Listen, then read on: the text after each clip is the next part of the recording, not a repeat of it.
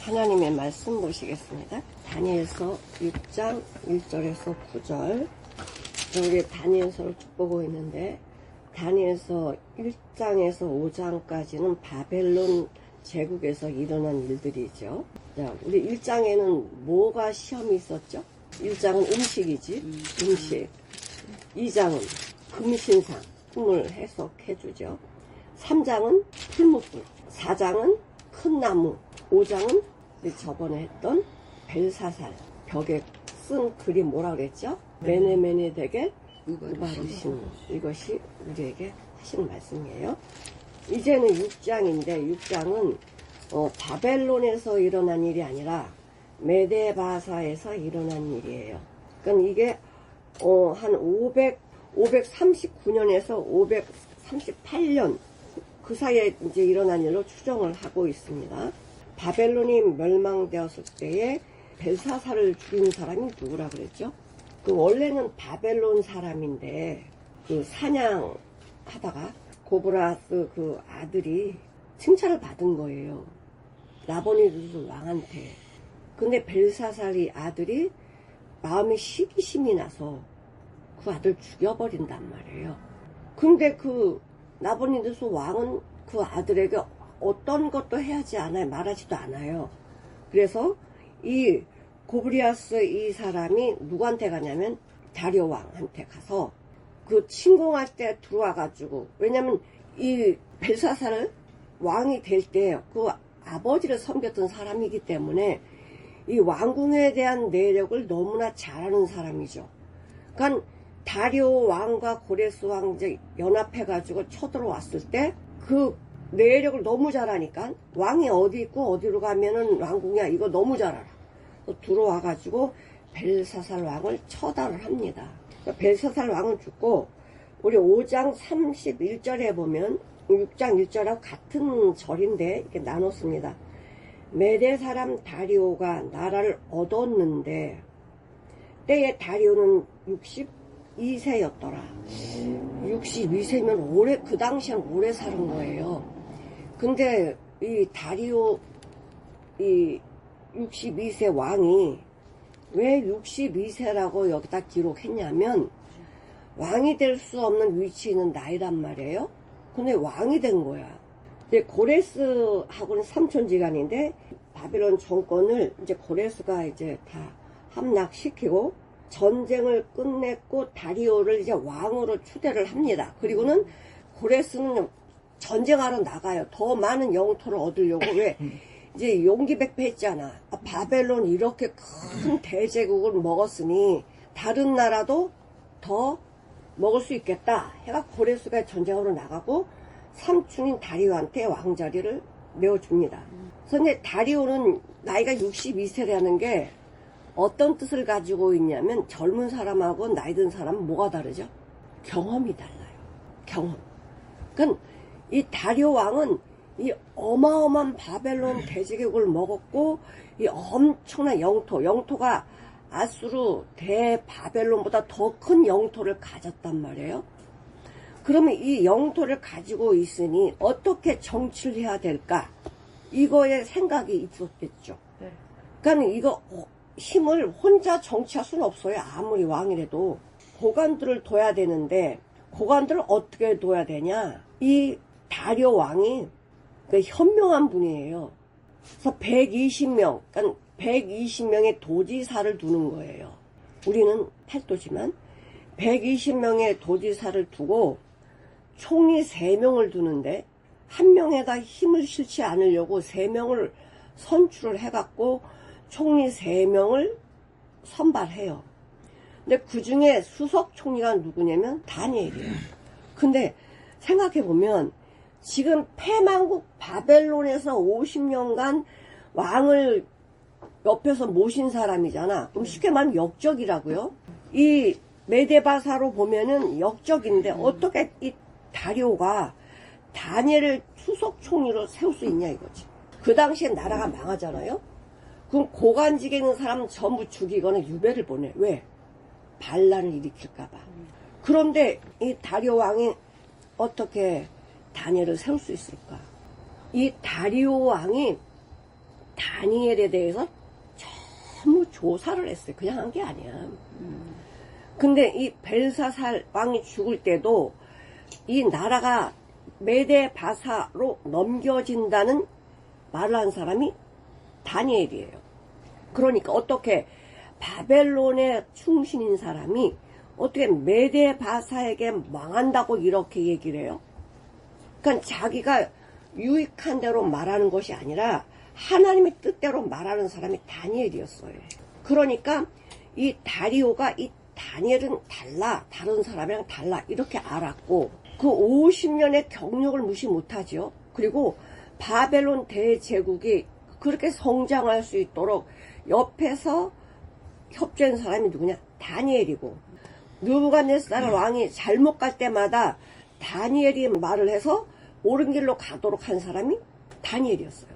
그러니까 다니엘을 이 다리오 왕은 유심히 본 거죠. 이거 메데바사의 총리를 세운다는 것도 기적입니다.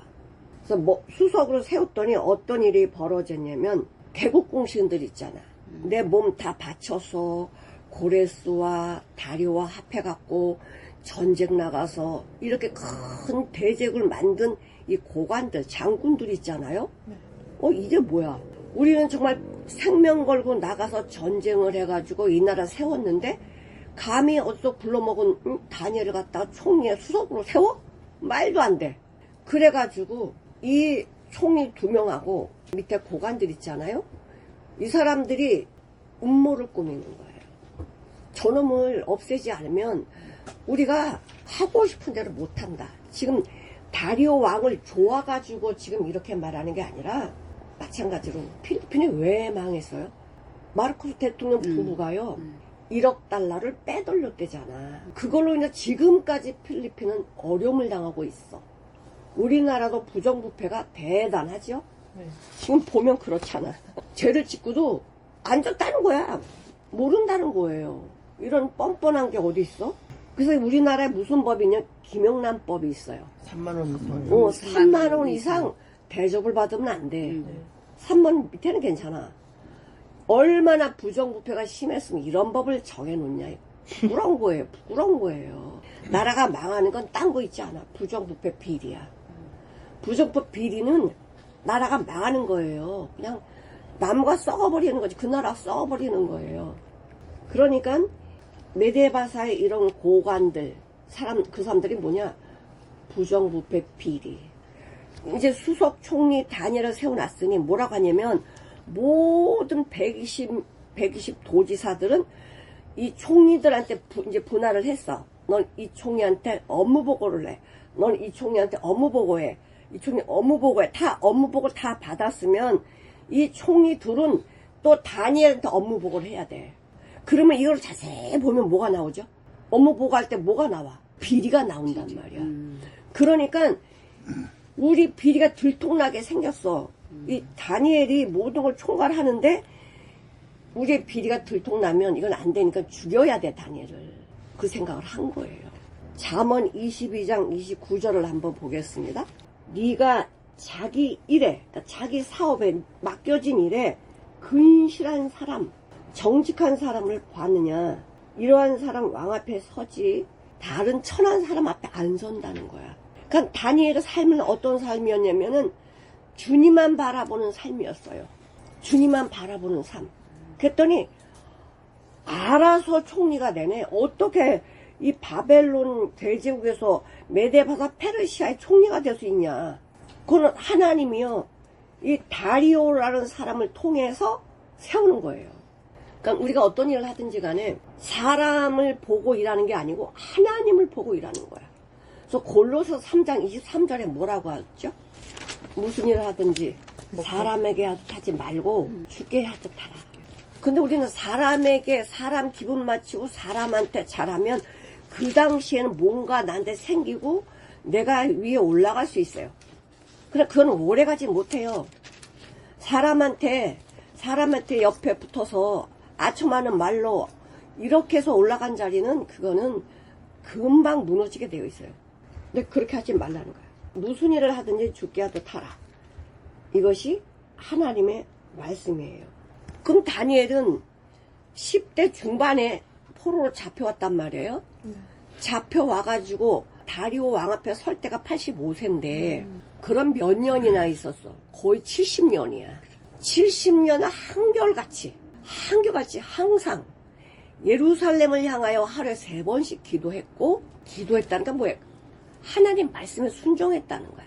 순종하고 뭐 했어? 감사하는 삶을 사는 거야. 뭐 이 세 친구는 이제 안 나와요. 여기 뭐 그 전에 어떻게 이제 그런지 모르지만 더 이상 세 친구 나오지 않는데, 다니엘이 50년 동안 이 총리 자리에 있으면서 얼마나 호래호식하면서 잘 살았겠어요. 근심 걱정 안 하고 잘 살았죠. 그럼 사람이 등 따뜻하고 배부르면 자기가 원하는 걸 다 이루고 나면 하나님을 믿을까 안 믿을까? 안 믿어요. 세상 사람들은요, 그렇게 자기가 이루고 싶은 걸 다 이루면 하나님 떠나요. 이게 인간의 본질이야. 근데 왜 다니엘은 떠나지 않았을까? 자기 삶이 평안한데 다 누리고 사는데 왜 떠나지 않았을까? 날마다 뭐 했다? 기도했고 말씀으로 순종한 거예요. 교만해질 수 있죠. 내가 어떤 자리에 있는데 왕다움인데 교만해질 수 있음에도 불구하고 그런 생각을 절대 하지 않았다는 거예요. 내가 내 자리가 어떤데 이런 걸 말하지 않고 오직 하나님의 말씀에 순종했던 사람이에요. 그러니까 이 아까 말씀드린 것처럼 나라가 바뀌면 그 나라에 있던 사람들 다 죽이고 유배 보내는데 어떻게 다니엘만 살아가지고 다리오 왕의 또 총리가 되느냐? 하나님의 섭리고 하나님의 은혜예요. 아, 얘는 내가 이렇게 해야지. 그렇게 된 게 아니고 삶이 뭐했다는 거예요. 삶이 하나님 보시기에도 흠이 없어. 사람 보기에도 흠이 없으면 하나님 보기에도 흠이 없는 거예요. 그런 자를 하나님이 안 쓰실까? 하나님은 사람 보고 일하시는 게 아니고 이 사람이 정말 말씀에 순종하는지 하지 않는지. 세상은 흔들려요. 광풍이야. 그런데도 불구하고 하나님을 떠나지 않는 이 믿음, 이걸 보고 쓰신단 말이에요. 어떤 권력이나 어떤 힘에 대해서 그 사람이 좌우되는 것이 아니라 하나님 앞에 충실하게, 정직하게, 신실하게 행하느냐에 따라서 하나님이 쓰시거든요. 여기 보니까 다리오가 자기의 마음대로 방백 120명을 세워 전국을 통치하게 하고 또 그들 위에 총리 셋을 두었으니 다니엘이 그 중에 하나이라. 이는 방백들도 총리에게 자기의 직무를 보고하게 하여 왕에게 손해가 없게 하려 함이었더라. 다니엘을 수석 총리를 준 건 뭐냐면, 다니엘은 어떤 마음을 가지고 있는 사람이냐면 정직한 사람이에요.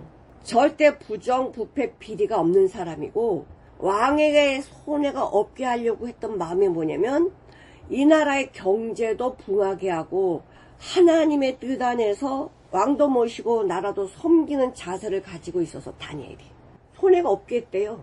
이러기 쉽지 않거든요. 그러니 그런 마음을 가지고 있는 사람이 있는데, 이 또 총리들과 고관들은 그게 아니거든. 아, 오랜만에 내가 높은 자리에 앉았으니까 주머니 채워야지, 이런 마음을 왜 안 가지고 있겠어. 다 정치하는 사람들 보면은 정말 하늘의 별달만큼 한두 사람, 그때 그 인천에 계신 국회의원인데 그분이 진짜 청렴하더라고. 그분 돌아가실 때 다 조사를 했는데 전셋집밖에 없었어요.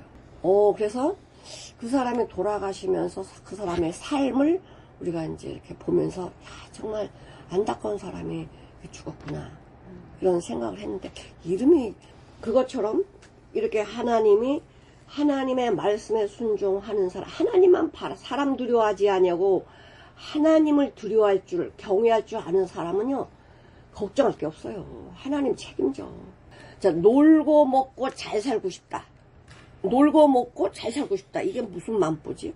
일하지도 않고 놀고 먹고 잘 살고 싶다. 이건 도둑놈 마음보죠.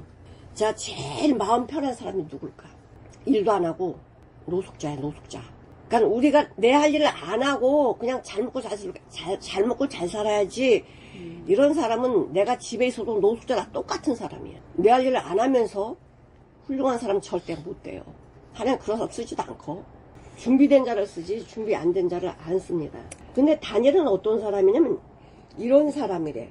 3절에 보니까 다니엘은 마음이 민첩하대요. 나이가 몇 살이에요? 지금 85세야. 근데 뭐라고 써있냐. 다니엘은 마음이 민첩하여 총리들과 방백들 위에 뛰어났대요. 그래서 왕이 이 다니엘을 전국을 다스리는 힘을 실어줘요. 그래서 민첩하다는 게 뭐냐면 영혼이 맑고 깨끗하다는 거예요.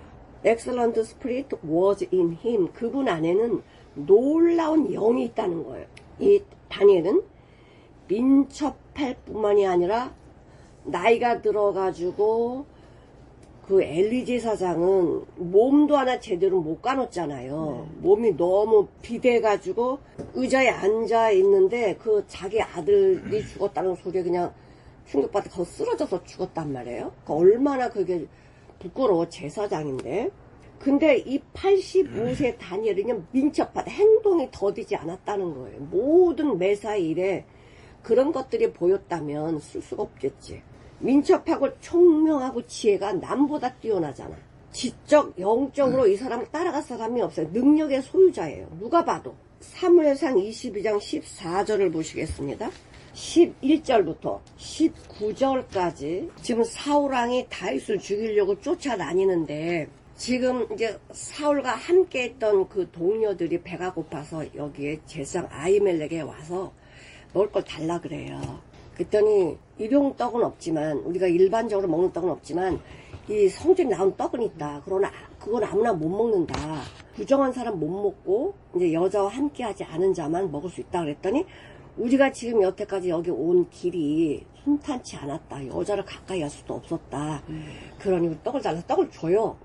그래서 떡을 먹고서 이제 사울왕을 피해서 간 거야. 이 소식을 이 도액이 딱 봤어. 그래가지고 사울왕한테 일려. 그러니까 사울왕이 아히멜렉한테 온 거예요. 와가지고 뭐라 그러냐. 네가 다윗과 협작해갖고 나를 죽이려고 했어? 누명을 씌워버리는 거잖아요. 그래서 이래. 아히멜렉이 왕에게 대답하여 가로되 왕의 모든 신하 중에 다윗과 같은 충신이 어디 있습니까? 왕을 위해서 골리앗을 물리친 충신이잖아. 응? 아무도 골리앗 앞에 못 나갔을 때 다윗이 혼자 나가갖고 그 어린 나이 가서 골리앗을 죽인 사람이 다윗이야. 이런 충신이고 또 사위도 되는데 사위만이 아니라 왕 옆에서 모시는 비서실장인데 아니 왜 다윗을 죽이려고 합니까? 이거예요. 지금 아히멜렉이 하나님 앞에서 사람의 기분 맞추려고 말한 게 아니야. 정직하게 말한 거예요. 그랬더니 사울이 뭐라 그래요? 너 죽인다. 그래가지고 이 사울 왕이 그날 제사장 85명을 죽여요. 이건 말도 안 돼요.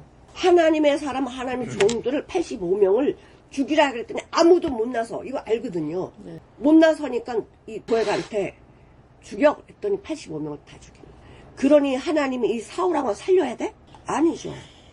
그래도 하나님께서는 사울왕에 돌이킬 수 있는 기회를 여러 번 주세요. 다윗을 통해서. 근데 이렇게 자기 욕심이 강하면 살려줄 길이 안 보여. 예수님 안에만 그 길이 보이는데 내 생각으로 가면 그 길이 보이질 않게 되어 있어요. 그래서 사울왕은 나중에 뭐 그냥 죽죠. 블레셋 전쟁에 나가서 죽는 것처럼 정직하게 살면 목숨을 잃을 수가 있어. 그러나 아히멜렉은 제사장은 하나님 앞에 정직한 사람이라서 이 사울왕한테 정직하게 이야기해요. 자, 마태복음 5장 48절을 보시겠습니다. 하늘에 계신 너희 아버지의 온전하심과 같이 너희도 온전하라는 거예요. 하나님의 온전한 생명이 내 안에 있어야 아버지가 온전하시니까 나에게 온전한 생명이 들어와서 나도 온전해지는 거예요. 내가 온전해야지. 이건 하나님, 지가 하나님 되는 거예요. 하나님 생명이, 아버지의 생명이 내 안에 있지 아니하면 온전하게 될 수가 없어요.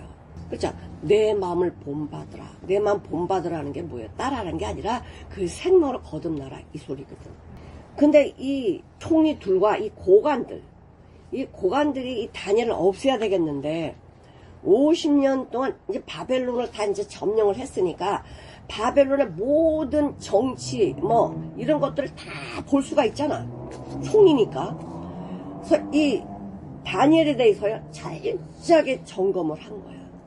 법을 어긴 게 있나, 행정상 돈을 부정부배 해먹은 게 있나, 도덕성으로 문제가 있는 게 있나, 또 여자 관계가 복잡한 게 있나. 하여튼 이 다니엘이요 실오라기 나오지 않도록 전부 다 털어버렸어요. 근데 흠이 있다 없다? 없다. 흠이 없어. 완전 무결한 사람이에요. 그러니까 놀래버린 거야. 아, 이제 완전 무결한 사람 놔두면 안 되겠다. 이제 없애버려야 돼. 그 마음이 더 와버렸죠. 다니엘의 결점이 뭐예요? 흠이 없는 게 결점이야. 그래서 흠이 없어도 죽어. 흠이 있으면 내쫓기나 하겠지만. 근데 하나님께서는 다니엘을 보호하시죠. 보호하실 뿐만이 아니라 대종말의 계시를 다니엘한테 허락을 보게 해주세요. 그리고 뭐 이스라엘 보호할 수 있는 모든 터전을 다니엘을 위해서 다 만들어 놓으세요. 다니엘이 예루살렘을 향하여 70년간 기도를 했는데 뭘 놓고 기도했어요? 하나님의 말씀이 그대로 이루어지기를 놓고 기도했단 말이에요. 아멘. 그래서 70년 차면 이스라엘 백성들이 유다로 돌아가는 거예요. 뭐 하나님이 고레스로 사용을 하지만 이 다니엘은 하나님 말씀하신 그대로 삶으로 보여줬어. 삶으로. 이렇게 살기 쉽지 않은데, 그러니 다리오 왕이 다니엘에게 전국을 다스릴 힘을 주어버려요. 좀 다리오 왕이 좀 줘도 힘을 줘도 좀 얼마 지나서 힘을 주면 좋은데 이거 수자마자 딱 줘버렸네. 그러니까 이 개국공신들이 들고 일어날만 하죠. 생명 걸고 이게 싸움을 했는데, 아니 굴러온 돌이 박힌 돌을 빼는 격이 돼버렸으니 얼마나 화가 나겠어요. 그래서 이렇게 철두철미하게 뒷조사를 했는데 흠이 없어. 완전 무결한 사람이야. 자, 누가복음 6장 26절을 한번 보겠습니다. 한도 그랬잖아요. 사람한테 칭찬받는 사람이 되라고. 근데 여기는 사람한테 칭찬받으면 화가 있대. 어떻게 했어요? 거짓 선자들 마음에 들겠단 말이야. 디모데후서 3장 12절. 뭐지? 그리스도 예수 안에서 그리스도 예수님으로 살면은 경건하게 살아요. 하나님이 원하신 삶인데 세상 사람들은 그거를 좋아하지 않죠. 그래서 세상 사람 뭐한다? 핍박한다는 거예요. 왜? 마귀들은 그렇거든. 왜 너만 천국 가려고 그래? 그래서 끌어당겨서 같이 지옥 가야 돼. 그래가지고 핍박을 주는 거죠. 그래서 우리 요한복음 3장 20절에 보면은 그런 말씀이 있는데, 악을 행하는 건 뭐예요? 악을 좋아서 행하는 사람들이거든. 그러니까 죄 짓는 걸 좋아하는 사람은 절대 빛으로 못 와요. 빛으로 오면 내가 죄인인 게 드러나거든. 그러니까 빛으로 오질 않고 빛은 미워해. 그러니까 악인은 뭐를 미워한다? 빛을 미워해. 그러니까 죄인은 예수 믿는 사람을 싫어해. 왜? 예수 믿는 사람한테 가면 뭐하라 그래? 예수 믿다고 소문하거든. 그러면 뭐 양심이 걸리거든. 양심이 걸리니까 예수 믿는 사람 미워하는 거예요. 그런데 우리 예수 믿는 사람 미움을 당하는 게 당연한 거야. 경건하게 살고자 하는 사람 핍박받는 데잖아. 근데 뭐 핍박받았다고 우리가 좌절하고 절망하면 돼야 안 돼요. 내가 핍박받았다 그럼 뭐가 증거되는 거죠? 예수님의 사람인 것이 증명이 되는 거야. 그럼 핍박을 안 받았다. 이거는 물에 물이든 수리수리든 아무것도 아니야. 그러니까 우리는 예수 믿는 것 때문에 핍박을 받는 사람이어야 돼요. 아멘. 근데 다니엘은 이런 삶을 사는 사람이지. 왜 핍박을 안 받으려고 하냐? 내 목숨이 아까워서 그래요. 내 목숨 부지하려니 여기 붙었다가 여기 붙었다가 간에 붙었다 슬게 붙었다. 이건 간신이잖아. 간신. 응? 그런 사람은 하나님 쓰지도 않고요. 그런 사람은 멸망하게 되어 있어요. 다니엘을 죽이려고 하는데 너무나 완전 무결이야. 죄가 없어. 흠이 없어. 그래서 어떻게 해야 돼? 다니엘을 전부 뒷조사했더니 완전 무결한데, 그럼 죽이는 방법 딱 한 가지야. 뭐냐? 저가 믿는 하나님 율법이야. 율법을 통하지 않고는 다니엘을 죽일 수가 없었어요. 이에 총리들과 방백들이 국사에 대할 다니엘을 고소할 틈을 얻고자 하였으나 능히 아무 허물을 얻지 못하였으니 이는 그가 충성되어 아무 그릇함도 없고 아무 허물도 없었다. 성경에서 다니엘만큼 이렇게 흠이 없는 사람이 없어요. 요셉도 정말 하나님의 말씀에 순종한 사람이었지만 이 높은 데 올라가서 요셉은 바닥에서 기는 사람이라서 정말 노예로 이렇게 사는 사람이라 뭐가 다른 사람이 시기하고 이거 할 게 없잖아. 근데 다니엘 높은 데 올라간 사람이야. 시기하는 사람이 너무 많아요. 여기서 완벽하게 살았다? 정말 신과 같은 존재지. 우리가 빛을 보면 이 발광체, 빛인 예수 그리스도. 네. 예수님은 발광체예요. 그분 자신이 빛을 나오게 하시는 분이니까. 근데 이 발광체와 같은 사람이 누구냐? 바로 다니엘이야. 칼빈은 이렇게 이야기합니다. 어느 시대든 어느 나라에든 이렇게 의인을 죽이려고 했던 사람 다 있다는 거. 지금도 있어요. 하나님은 그걸 허락을 하니까. 왜? 아무리 의인을 죽이려고 해도 의인은 거기에 마음 하나 두지 않거든요. 마음 하나 안 둬요. 그래서 그 5절에 보니까 그 사람들이 가로되 이 다니엘을 그 하나님의 율법에 대하여 그 틈을 얻지 못하면 그를 고소할 수 없다라는 걸 알아. 틈이요. 이 틈이 엄청 무서운 거야. 베드로전서 5장 8절을 보실게요. 근신하라 깨어라. 너희 대적 마귀가 우는 사자처럼 삼킬 자를 찾는데 틈을 찾는다는 거야. 틈이 뭘까? 육신의 생각이야. 육신의 생각이나 마음이나 뜻이 조금이라도 나오나 그 구멍을 찾아요. 그럼 구멍을 바로 거기 뭐예요? 그걸 찔러. 그럼 넘어가게 돼 있어요. 그러니까 우리는 어디 안에 거해야 돼요? 예수 안에 거하지 않으면 우린 틈이 생긴다니까? 요 틈 사이에 비지고 들어오는 게 뭐야? 마귀야. 마귀예요. 처음엔 요만큼 갖고 들어오다가 나중에는 완전 다 엎어버리잖아요. 자, 에베소 4장 27절. 마귀에게 뭘 주지 말라? 틈을 주지 말라. 이 틈이 뭐라고요? 육신의 생각, 육신의 마음, 육신의 뜻. 내가 요것쯤이야 괜찮지. 그럼 망하는 길이야. 어떤 자매 그 아파트 현관 앞에 이렇게 미사일이 폭파가 되면 그 어떻게 해야 되는 행동 수칙을 이렇게 붙여놓은 게 있대요. 그걸 딱 보니까 겁이 덜컥 나더래요. 아니 어디서 붙였냐? 행정 거기서 붙였대. 우리나라 행정보안부가. 그래서 붙여놨다는데 빨리 뭐로 막아야 돼. 이거를 입을 막아야 돼. 안 그러면 큰일 나거든요. 그러니까 이런 것들을 아주 작은 틈 사이에 그 미사일 쐈을 때 그런 것이 들어오면 사람이 사라져 버려요. 엄청나거든요. 그러니까 틈을 주지 말라. 마귀에게 틈을 주지 말라는 거예요. 내가 화내는 거요. 완전히 마귀한테 대문 열어준 거야. 화내는 건 누가 화내게 해. 그러니까 절대적으로 화내는 건요. 아예 대문을 다 열고 들어와라. 이거 똑같아. 그러니까 마귀에게 틈을 주지 말라는 거는 내가 지금 생각하고 말하고 행동하는 게 예수 안에서 하는 건지 민첩하게. 아까 다니엘이 그런 것처럼 민첩한 그런 생각을 하라는 거죠. 영적으로 민첩한 생각을 하라. 근데 다니엘은 왜 이럴까요? 다니엘은 선한 사람이야. 예수로 사는 사람이고 저들은 왜 저래? 악한 자야. 마귀로 사는 사람이니까 다르죠. 그러니까 율법에서 저를 찾지 않으면 안 된대. 그래서 자세히 보니까 뭐예요? 다니엘 날마다 하루에 3번씩 창문을 열고 올라가서 아마 2층인 것 같아. 그러니까 2층에 올라간다면 다 보게끔 하는 거죠. 다 보게끔 2층에 올라가 창문을 열고 예루살렘을 향해서 기도했는데 어떻게 기도해? 항상 감사야. 그럼 우리 기도는 어떤 기도가 되느냐? 주세요가 아니고 감사해야 돼. 하나님 돈이 없는데 감사해요. 내가 돈 있으면 그 돈으로 죄를 지을 걸 아니까 안 주신단 말이야. 난 안 지을 텐데 그건 내 생각이고 돈만 줘봐. 그러면 바로 죄 지은 대로 가버리니까 돈을 안 주는 거고. 하나님이 뭐를 그한테 안 주실 때는요. 나를 사랑해서 안 주시는 거야. 그럼 안 주시는 거에 대해서 뭐하라? 감사하라. 어려울수록 주님께 향하니까. 힘들수록 하나님을 붙드니까. 내 상황이 힘들고 어려울 때 감사라는 거예요. 지금 다니엘은요. 이 말씀으로 사는데 이 이방 나라에서 유일하신 하나님만 섬기고 산다는 건요. 자기 목숨을 내는 거나 똑같아요. 오직 다니엘만 유일신이야. 하나님만 섬겨. 나머지 왕들 바벨론 메데바사 다리오 모두 다신론이야. 다신. 모두 다 하나님이야.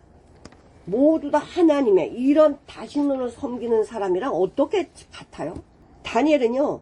너는 나 외에 다른 신을 섬기지 말라. 이방 나라에서 신들이 이렇게 많은데도 불구하고 다른 신을 안 섬기잖아. 이러고 싶지 않거든. 두 번째 계명 뭐예요? 너를 위하여. 왜 십계명을 왜 주셨어? 십계명은 나 살리려고 주신 게 십계명이야. 너를 위하여 뭐 하지 말라? 우상 만들지 말래. 우상 새기지 말래요. 이제는 우상이 어디 있다? 내 안에 있어. 내 안에. 탐심이 우상 숭배되잖아. 이 모든 죄가 어디서 나와? 욕심. 욕심이 잉태한 즉 죄를 낳고 죄가 장성한 즉 사망을 낳느니라. 그 욕심 조그만 거 틈인데 그게 들어오더니 사망으로 가게 만드네. 그러니까 너를 위하여 새긴 우상을 만들지 말라. 섬기지 말라. 세 번째, 너희 하나님 여호와 이름을 가볍게 여기지 말라는 거예요. 여호와 하나님이 누구신데? 너를 창조하신 창조주 아버지야. 아버지를 경멸하면서 지가 올바로 살 수 있어요? 나를 낳아주신 부모님을 내가 무시하면서 지가 똑똑하게 잘 살 수 있어? 부모 공경 안 하면 그 인생은 끝나는 거야. 성경에도요, 부모를 공경해야 이 땅에서 장수하고 잘 된다고 말씀을 해주셨거든, 법. 그래서 하나님을 안 믿는 사람도요, 부모한테 공경하는 거를 잘하는 사람도 있어. 그런 사람 보면 잘 살아. 땅에서 잘 살아. 잘 먹고 잘 살아. 그럼 하나님의 사람이라면 부모 공경이 첫 번순이에요. 그리고는 부모 공경을 하면 자동으로 하나님을 공경 경외하게 되어 있어. 왜? 하나님이 우리 부모님을 주셨구나. 우리 환경 속에서 하나님이 우리 인도해 주시구나. 이렇게 감사가 나오거든. 그럼 감사하면 뭐가 생길까? 능력이 생겨. 능력. 감사하게 되면요, 하나님의 나라는 능력이 있지 않고 말이 있대. 이 말을 뭘로 해야 돼? 감사. 감사는요, 우리에게 능력을 허락하세요. 자, 6절에 보니까 이에 총리들과 방백들이 모여 왕에게 나아가서 그에게 말하되 다리오 왕이여 만세수를 하옵소서. 이건 아부 아첨이야. 지금 이 고관들, 이 사람들은 다 어디 있는 사람들이면 고레스를 섬겼던 사람이에요. 근데 이제 고레스가 이제 자기는 전쟁에 나가고 다리오 왕한테 이제 왕위를 한 2년 정도 이제 맡겼단 말이야. 그럼 이 다리오 왕은요, 이 나이도 많고 이제 고레스가 돌아오면은 고레스가 이제 왕위를 이제 계승할 텐데, 이 지금 내 앞에 있는 많은 고관들, 총독들, 법관들, 관리들 모두 다 이 고레스 사람들인데 나를 섬긴다는 게 진짜일까? 근데 뭐래? 왕이여 만세수를 하옵소서 이러는 거야. 이게 뭐냐면 우린 당신밖에 없어요. 영원히 왕자리에 있으십시오. 그러니까 이 소리가 얼마나 좋아. 왕이여, 다리우스 왕이여, 영원히 사십시오. 이렇게 아부아첨 하니까 그 마음이 흔들렸겠지. 아니, 다리오 신복들이 나한테 충성맹세를 한단 말이야? 아니, 혹 마음이 뺏긴 거야. 그래서 뭐라 그러냐, 7절. 나라의 모든 총리와, 거기에 총리가 몇이라 그랬죠? 셋. 근데 여기서 뭐라 그래? 모든 총리라 그래요. 그러니까 왕은요, 모든 총리라고 하니까 다니엘도 들어갔구나, 이렇게 생각한 거야. 모든 총리와 수령과 방백과 모사와 간원이 의논하고 왕에게 한 법을 세웠어요. 어떤 법이냐? 한 법, 금령, 변하지 않은 이 법을 도장 찍어주세요. 그런데 이렇게 말해요. 이 한 금령을 정하실 것을 구하려 하나이다. 승낙해 주십시오. 왕이여, 그것은 이제부터 30일 동안, 한 달 동안 왕 외에 어느 신이나 사람을 경배하거나 절하면, 야, 이게 얼마나 멋져. 왕 외에 어떤 신에게나 사람에게나 절하고 경배하고 물으면 사자굴에 던져놓기로 우리가 법을 만들었어요. 그러니까 이 다리오 왕이 얼마나 신나. 내가 뭐가 됐어 지금? 신이 됐잖아.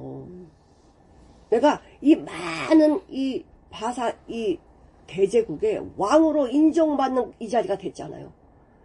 한 달 동안 왕회에 어떤 신에게나 사람에게나 기도하거나 절하면 사자굴에 던져놓기로 우리가 정했는데, 여기 도장 찍어주세요 하고 딱 이거를 내미는 거야. 그러니까 여기다 아까 그랬잖아. 모든 총이라고 해서 다니엘도 여기다 허락을 했구나. 이렇게 아는 거지. 그러니까 다니엘을 잘 몰랐어요, 다리오 왕은. 자, 그리고 도장을 딱 찍었네. 찍고 났더니 누굴 죽이려고 하는 계략이야. 다니엘을 죽이려고 하는 계략이야. 이제는 뭐 이걸 돌이킬 수가 없어요. 뭐가 찍혔으니까. 어인 이 왕의 도장이 찍혔는데 그것도요 어떻게 찍은 줄 아세요? 이제 나중에는요 왕 도장만 찍는 게 아니고 고관들 도장까지 딱 찍어버려. 이제 사자굴에 들어갈 때는요 왕이 다니엘을 사랑하는 거 알거든. 그러니까 또 왕이 빼낼 수 있으니까 못 빼내게 고관들 도장까지 같이 찍어버리는 거야. 그러니까 고관들 허락 없이는 왕이라고 문 못 열어. 그렇게 만들어버려요. 얼마나 이렇게 아주 다니엘을 죽이려고 했냐. 사자굴 집어넣기로 처형을 하자 이렇게 정하는데 바벨론에서는 처형제도가 뭐가 있었죠? 사람을 화형으로 죽이는 법이 있었어요. 그런데 이 아수르나 메데바사는요 불을 신성시해요. 불을 신성시해서 불로 안 죽이고 사자에게 던져가지고 사자밥이 되게 만드는 게 처형 방법이야. 그래가지고 이 사람들이 어떻게 사자굴에 던져놓기로 법을 정하는 거예요. 우리가 이렇게 보면 그 나라의 법 질서를 알 수가 있는 거지. 그러니까 왕의 도장을 찍어놓고는 변개할 수 없도록. 왕이라고 이 변개 못하거든요. 그러니까는 이제는 이 왕은 걸린 거죠. 이 아첨했는데 이 사람들 계략에 걸려버린 거지. 왜냐하면 이 다리오 왕이 지금 이 메데바사가 지금 완전히 쓴 게 아니거든요. 그러니까 새롭게 조성된 이 대제국이 온전하게 설려면 이 사람들 힘이 필요하거든요. 근데 이 사람들이 나라를 위해서 이렇게 한 줄 알았는데 알고 봤더니 다니엘을 죽이려는 계략인 걸 나중에 아는 거야. 근데 역사서에 보면은 이 다리오 왕이 이거 도장 찍어주고 후회를 했다는 거야. 그러니까 이 아첨하는 말 다리오 왕은 세상에 1인자에 만인지상에 한 분뿐이 없습니다. 이렇게 높여주니까 거기에 사람 말에 혹 넘어가 버린 거예요. 그러니까 사람을 의지하면 안 돼. 우리는 누가 어떤 좋은 말을 해도요. 그래 좋은 말 이렇게 하고 듣고 하나님께 물어. 저 사람이 저렇게 말하는데 하나님은 어떻게 저한테 말씀하시겠습니까? 저 사람이 이 길이 옳다라고 하는데 주님이 원하시는 길은 뭐죠? 물어야지. 그 다리오 왕은 뭐 하나님 모르니까 그럴 수 있어. 다니엘은 절대 그렇게 하지 않았어요. 하나님의 사람들은 어떤 사람들이냐? 야고보가 예수님의 제자 중에 첫 번째 순교자잖아요. 이제 두 번째 이제 베드로를 죽이려고 감옥에다 가뒀단 말이야. 근데 하나님의 천사들이 와가지고 베드로를 꺼내내잖아요. 근데 파수꾼 24명이 저 서 있었어요, 감옥에. 근데 천사가 베드로를 끌고 나가는 게 안 보여. 하나님은요, 안 보이게 하세요. 바울이 로마로 이제 죄수로 끌려가잖아요. 죄수 끌려갈 때 유라굴로라는 어마어마한 광풍이 일어나가지고 배에 280 몇 명이 타는 다 죽게 생겼어. 그래서 사람들이 난리가 난 거죠. 우리가 여기서 죽는다, 막. 죄수 들어있고, 뭐, 장사꾼도 들어있고, 많이 들어있는데, 배 타고 가는데, 배가 파손돼가지고 다 죽게 생겼으니 난리가 났죠. 그러니까 하나님이 바울한테 얘기했어요. 사람 안 죽는다. 배만 파손된다 그래. 그럼 바울이 이야기를 해요. 사람 죽지 않습니다. 배만 파손됩니다. 왜 이 배만 파손되고 사람은 죽지 않을까? 바울 살리려고. 바다에서 죽으나 로마 가서 죄수로 죽으나 죽는 건 마찬가지인데 거기서 왜 살려 하나님이? 혹시 할 일이 있어요. 바울은 지금 로마로 가면은 순교당해요. 근데 왜 그 순교 자리까지 하나님 왜 인도하시냐? 왕 앞에 서게 하려고. 아까 그랬죠. 내가 신실한 사람은 왕 앞에 쓴다고. 근데 왕 앞에 서서 다니엘은 살았지만 바울은 죽어요. 왜? 복음 전하고 죽잖아. 그러니까 우리가 죽고 사는 문제는 사람에게 달린 게 아니라 하나님의 계획 속에 들어있다는 거야. 내가 죽을 때가 되면 그때가 하나님이 죽을 때를 허락한 거고 죽음의 자리 갔는데 죽지 않았네. 그럼 아직은 죽을 때가 아니야. 할 일이 남았다는 거죠. 그럼 죽고 사는 문제를 우리는 걱정할 게 없어. 왜? 하나님이 그렇게 하신대잖아. 로마서 14장 8절. 죽고 사는 문제는 누구한테 달렸대요? 예수님한테 달렸어. 난 주의 것이야. 주님이 와라 하면 가는 거고 너 더 일하고 와. 그럼 더 있는 거야. 그러니까 우리가 구원받고 하나님을 안 부르시는 이유는요, 아직 내가 안 돼서 그래요. 그러니까 여기 남아서 지금 있는 분들은 아직 하나님의 일을 덜 했어. 하나님의 일을 더 많이 하고 오라는 거예요. 그러니까 하나님께서는 모든 것을 믿는 자들을 위해서 남기기도 하시고 데려가기도 하시는 거예요. 제자 12명 중에 야고보 제자를 첫 번째 순교자로 하나님 그렇게 하셨을까? 왜 했을까요? 엄마가 뭐라 그랬어? 야고보 요한이 엄마가 치맛바람 일으켰거든. 예수님의 나라가 임하면 우리 아들 양쪽에다 만져주세요 그랬어. 그랬더니 이건 내가 할 게 아니고 너희들을 따라오는 사람이 거기 앉을 거다. 그래서 첫 번째 순교자가 야고보야. 맨 마지막 순교자는 누구야? 사도 요한이야. 그러니까 죽고 사는 문제는 하나님의 뜻에 달려있지 사람의 뜻에 달려있지 않아. 우리가 병들었어도요, 하나님의 사람은 그 병으로 살기도 하고 죽기도 하는 거예요. 하나님 영광을 위해서 모든 환경을 조성해 가신다는 거죠. 자, 신명기 30장 19, 20절. 내가 하나님 오늘날 이 하나님 말씀 보는 사람들이에요.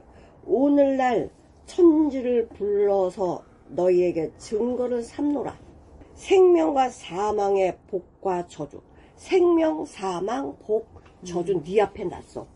네 앞에 놨는데 너는 어떤 거를 선택할래? 생명, 사망, 복, 저주 네 앞에 놔뒀는데 너는 어떤 걸 선택할래? 나 생명과 복을 선택하면 생명과 복을 주실 수 있는 분의 생명으로 살아야 돼요. 나는 생명과 복을 택할래. 그리고 지 마음대로 살면 이거는 머리만이지 지금 악의 길로 죽음의 길로 가고 있는 거 똑같아요. 생명과 복을 받으려면 예수님으로 와야 돼. 예수님께로 와야지만 거기 생명과 복이 있거든요. 여기를 한번 보실게요. 신명기 3장 15절부터 18절까지. 여기 보니까 하나님 말씀에 순종하면은 복 받는데요. 근데 거듭나지 않았는데 어떻게 말씀에 순종이 돼요? 이건 내 생각이야. 만약에 생명과 복을 주는 곳으로 가잖아요? 그럼 누가 보이지? 주님이 보여. 근데 거기 안 가. 그러면 뭐가 어두워. 그러니까 빛이 없어. 그래 거기는 몰라. 무슨 길인지 몰라. 그러니까 생명과 복을 주는 길로 가면 예수님이 보여. 말씀이 보이고. 아, 이번에 순종이 되는 거예요. 어려운 게 아니야. 그러니까 하나님의 사람들은 어떻게 해요? 날마다 말씀으로 다니엘처럼 살아야 돼. 마음대로 살다가 나중에 내가 죽을 때쯤 내 말씀으로 가야지. 이건 망하는 길이에요. 하나님 그렇게 절대 사람 안 써요. 처음에 안 되는 사람은 어떻게 나중에 써? 안 돼. 그러니까 매일같이 뭐 해야 돼요? 단련해야 돼. 욥기서 23장 10절 보세요. 나의 가는 길을 오직 그가 아시나니. 나는 내 길을 몰라. 근데 눈이 어둡거든. 어둠을 헤매고 있기 때문에 나의 가는 길을 오직 그가 아시나니. 그가 나를 매일같이 단련해. 오늘 단련하고 내일 쉬게 하고. 이게 아니고 매일같이 단련하잖아. 왜? 정금같이 나오게 하죠. 왜냐하면 왜 매일 단련해야 돼요? 세상 살아가는데 우리가 먼지 묻잖아. 그래서 예수는 뭐라 그래? 이미 목욕한 자는 발밖에 씻을 필요 없다. 왜냐면 세상 살아가면요, 나도 모르게 먼지들이 묻어와. 그래서 뭐만 해요? 단련시켜야 돼. 오늘 묻은 거 단련시켜야 돼. 뭘로? 고난이라는 걸 통해서 단련시켜서 뭐같이 나온다? 정금같이 나온다. 정금. 돌 속에 있는 금은요, 아무 가치가 없어요. 그러나 정금은 가치가 굉장해요. 정금같이 나오리라. 그러니까 우리가 고난이 많으면 많을수록 뭐합니다? 하나님 나를 귀히 쓰시려고 하는구나. 뭐 해야 돼요? 감사해야지. 고난이 많으면 많을수록 뭐한다? 감사해야지. 고난이 없으면 뭐한다? 버렸다. 하나님 그저 징계가 없으면 넌 버린 자라고. 넌 징계 없으면 버린 자야. 사생자야. 버린 자라고. 그러니까 하나님이 날 징계를 많이 주시면, 고난 많이 주시면 그 당시는 힘들지만 내가 질라고 하면 힘들죠. 예수님한테 가면 힘들지가 않아. 안고 간다 그러잖아. 안고 간다잖아. 내가 너를 이 두렵고 험난한 이 광야에서 내가 너를 안고 왔어. 이러시잖아. 자, 시편 119편 30절을 보시겠습니다. 내가 성실한 길, 진실한 길로 갔다는 거예요. 내가 성실한 길을 택하고 주의 말씀, 주의 규례를 내 앞에 뒀대. 말씀을 뒀대요. 주님의 말씀은 내 발에 등이요 내 길에 비침이다. 이 세상 깜깜해. 이상 깜깜해. 칠흑같이 깜깜한데 어떻게 가? 주님의 말씀대로 가니까 내 발을 하나하나 짚어주는 저 빛만 있으면 안 돼. 여기 밑에는 못 보잖아. 그러니까 내 발의 등이래. 하나님의 말씀이 내 발의 등. 내 발의 등은 한 발 한 발 할 때마다 움직일 때마다 뭐 한다? 비춰주신다는 거야. 내 발의 등이요. 내 길, 저 소망의 빛이라는 거야. 나는 저 빛을 보고 가는 거죠. 주님을 보고 간다는 것입니다. 한 군데만 보고 마치겠습니다. 사람의 말에 우리가 요동해서는 안 돼요. 나한테 좋은 말 했다고 결코 좋은 말이 아니라는 거예요. 시편 146편 3절 보실 때요. 여기 이제 그 귀인 방백, 힘을 가진 사람. 힘을 가진 사람에 의지하지 말래요. 나 줄서기를 이번에 트럼프 대통령이 이제 당선돼가지고 줄서기를 하는 사람들이 많은데 내 권력에 따라 줄 쓴다. 그럼 그 사람 망하면 망하는 거야. 응? 근데 방백을 의지하지 말고 도림이 없는 인생도 의지하지 마라. 아무 한 치 앞도 모르는 사람, 그 사람을 의지해서 뭐 하겠어요. 자기 앞길도 모르는데 오직 의지할 분은 누구다? 예수밖에 없어요. 다니엘은 평생 70년 동안 누구만 의지했어요? 예수님만 의지했어요. 하나님만 의지했어요. 그러니 이방 나라에 가서도 그 총리 자리를 계속 앉을 수 있는 거는 하나님이 그렇게 하셨지. 왕을 없애도 다니엘은 남잖아. 하나님의 사람은요, 이 환경과 문제 속에 휘둘리는 게 아니라 하나님만 바라면 하나님이 세우신다는 거죠. 아멘. 지금도 하나님 우리를 세우신다. 그러니까 이 진리의 말씀 우리 마음에 두시고, 이 다니엘처럼 아무리 죽이려고 해도요, 하나님 허락하지 않으면 못 죽어요. 죽이려고 한 사람이 죽지. 죽이려고 한 사람이 죽어. 오늘 제목이 뭘까요? 제목은 저는 이렇게 제목을 정했어요. 제목을 2개를 정했는데, 아첨하는 자의 말을 조심하자. 사람을 의지하지 말자. 우리 모두가 하나님만 의지하고 사람 말에 좌우되지 않는 저와 여러분이 되시기를 축원합니다. 기도하시겠습니다. 하나님 아버지 감사합니다. 오늘 다니엘이 바벨론이 망하고 메데바사로 옮겨져 다리오 왕이 총리의 수석으로 삼았습니다. 그러니 다니엘을 죽이려고 하는 많은 고관들이 있었습니다. 흠을 잡으려고 해도 흠이 없었고 어떤 잘못도 보이지 않았습니다. 이것을 이렇게 하신 것은 많은 사람들 앞에 흠이 없음을 증거하는 귀한 계기가 되었습니다.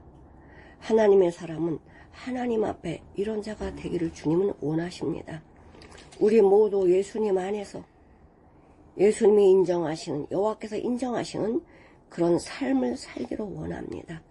사람의 말에 좌우되지 아니하고 세상 방법에 좌우되지 아니하는 오직 주님의 말씀으로만 순종하고 나갈 수 있도록 축복해 주시옵소서. 그리하여 다니엘 평생에 70년간 주님을 향하여 기도한 것처럼 우리 평생 주님 안에 주님과 교통하며 교제하며 쉬지 않고 기도하는 하나님의 자녀가 되도록 인도해 주시옵소서. 감사드리며 예수님의 이름으로 기도드려옵나이다. 아멘.